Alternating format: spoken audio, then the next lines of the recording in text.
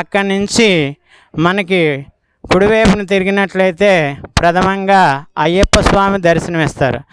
ఈ కార్తీక మాసంలో స్వామివారి యొక్క దీక్షలు తీసుకోవడం, ఇరుముడులు ఏర్పాటు చేసుకోవడం, మాలధారణ స్వీకరించడం, ఇలాంటివన్నీ కూడా అయ్యప్ప స్వామికి మనకి ద్వారపూడిలో శబరిలో ఎలా జరుగుతాయో అదేవిధంగా ఇక్కడ కూడా ఖాళీ ఉండదు, ఆ విధంగా జరుగుతాయి.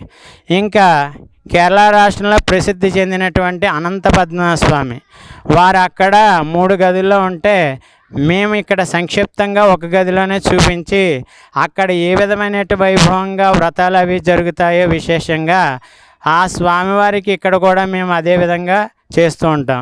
మొన్న చతుర్దశి నాడు అనంత పద్మనాభ స్వామి వ్రతంలో విశేషంగా భక్తులు పాల్గొనడం కూడా జరిగింది. ఆ తదుపరి ఈ ఉన్న దేవాలయాల్లో చాలా ప్రసిద్ధి చెందినటువంటి జగన్మాత